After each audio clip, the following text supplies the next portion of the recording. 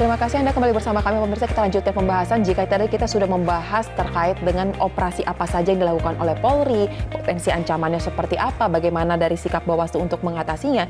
Nah, sekarang kita akan persempit sedikit nih Pak, terkait dengan potensi yang ada di ruang digital dan juga penggunaan teknologi dalam mengamankan pemilu 2024. Apa strategi ataupun langkah yang dilakukan oleh Polri terkait dengan hal ini? Oke, pertama tadi di awal saya sudah menjelaskan ada Nusantara Cooling System, di mana salah satu peran yang ada di sana kita ada patroli siber. Kita melakukan cegahan ini terhadap pemberitaan-pemberitaan hoax, kemudian pemberitaan-pemberitaan provokatif dan berita-berita bohong. Nah, ini yang kita luruskan. Kemudian ya, kita menggunakan strategi juga dengan membentuk media center ya. Di sana ada comment center mengacu pengamanan KTT G20 dan juga KTT ASEAN. Kita mereplikasi dari media center tersebut, tentu ditambah dengan fitur-fitur yang terkait dengan pemilu. Nah, di media center tadi, di comment center kita punya aplikasi-aplikasi untuk memonitor ya, memonitor CCTV termasuk CCTV untuk memastikan distribusi logistik ada di KPU, kantor-kantor KPU, gudang-gudang KPU terkait distribusi logistik. Kemudian di titik-titik anggota pengamanan dengan monitor menggunakan body worn yang melekat di setiap anggota, sehingga dari comment center itu kita bisa memantau, memonitor langsung lokasi pengamanan. Kemudian juga kita memasang GPS di patroli, mobil-mobil patroli kita yang melaksanakan patroli untuk keamanan, dan juga fitur-fitur lainnya. Kita juga bisa menerima laporan pengaduan masyarakat dan juga informasi-informasi yang ada. Ada beberapa fitur-fitur yang kita siapkan ya di comment center tersebut. Intinya comment center kita bisa memonitor seluruh pergerakan anggota, seluruh aktivitas anggota, ya, termasuk kegiatan-kegiatan yang dilaksanakan, misalnya pelaksanaan pengamanan pada saat debat capres, cawapres, kita melihat kondisinya, kemudian arus lalu lintas menuju titik lokasi pengamanan dan lain-lain. Baik, nah kalau untuk Bawaslu sendiri mungkin bisa dijelaskan Pak secara singkat terkait dengan mekanisme atau strategi yang dilakukan oleh Bawaslu untuk mencegah adanya potensi pelanggaran di ranah digital semakin bereskalasi, seperti apa? Sebagaimana kita ketahui, jadwal kampanye para kontestan pemilu ini cukup singkat. Sehingga para kontestan pemilu ya akan menggunakan ruang digital untuk berkampanye. Nah, secara teknis hukum, kampanye ini kan melalui ruang digital dengan menggunakan sarana internet. Nah, pertanyaannya diperbolehkan? Yes, diperbolehkan seperti kampanye di media sosial. Nah, lagi pula kampanye di media sosial ini kan menjadi pola baru bagi peserta pemilu.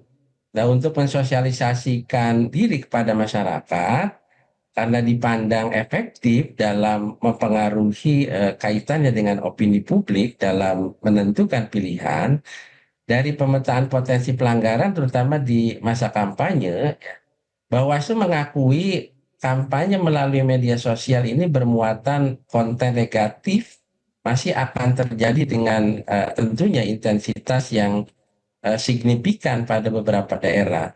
Nah, bahkan terdapat di beberapa media sosial yang telah memuat iklan kampanye. Padahal ini kalau menurut jadwal dalam PKPU 3 tahun 2022 dan lampiran kaitannya dengan PKPU 15 di tahun 2023 baru bisa dilakukan di 21 hari sebelum hari tenang.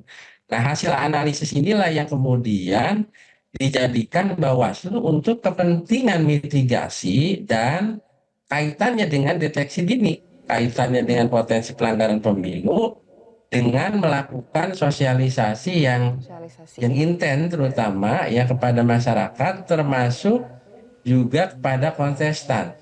Dan juga bagaimana Bawaslu menggalang kerjasama dengan platform media sosial dan Kominfo untuk Baik. melakukan take down ya terhadap berbagai konten negatif yang melanggar dalam rangka kampanye sebagaimana dimaksud di ketentuan pasal 280 ayat 1 Undang-Undang 7 tahun 2017. Baik, berarti kata kuncinya sosialisasi dan sinergi dengan platform. Nah, terakhir saya berikan kesempatan kepada Pak Ramadan untuk memberikan kami pemahaman terkait dengan penegasan komitmen netralitas Polri di 2024 pemilu seperti apa, Pak? Karena ini merupakan salah satu potensi yang disebutkan Bawaslu menjadi ancaman juga, seperti apa?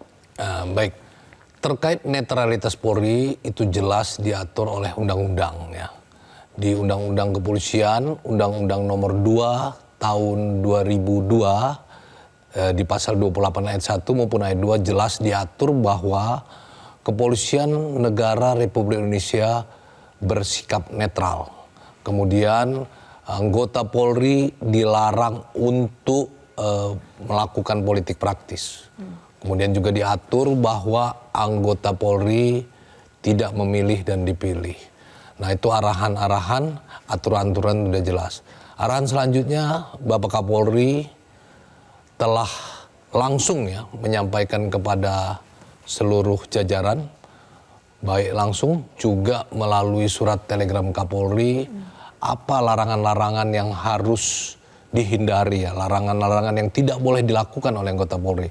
Mulai dilarang berkampanye, dilarang melakukan aktivitas-aktivitas politik, kemudian juga menggunakan fasilitas baik pribadi maupun dinas ya. Nah itu udah jelas. Dan tentu ketika kita bicara larangan, ketika itu dilanggar, itu akan mendapatkan sanksi. Sanksi yang akan dengan tegas diberikan oleh pimpinan Polri kepada si pelanggar. Dan kami juga meyakinkan untuk netralitas, kami mempersilahkan masyarakat yang melihat oknum ya, oknum anggota Polri yang melakukan tindakan yang melanggar netralitas, silakan dilaporkan. Laporkan ke Bawaslu, laporkan ke Propam, baik Mabes Polri, Polda dan Polres. Kami siap untuk menindak dengan tegas. Itu wujud netralitas Polri. Baik, terima kasih Pak Ramadan untuk keterangannya dan pemahamannya bersama kami di sini, dan terima kasih juga untuk narasumber saya Pak Puadi dari Komisioner Bawaslu telah bergabung bersama kami. Dan pemirsa, demikianlah perbincangan kita pagi ini tentang kesiapan pengamanan pemilu menuju pemilu yang aman dan pemilu damai. Akhir kata saya Sozo Hutapea mewakili rekan kerja bertugas mengucapkan terima kasih. Jelajahi cara baru mendapatkan informasi. Download Metro TV Extend sekarang.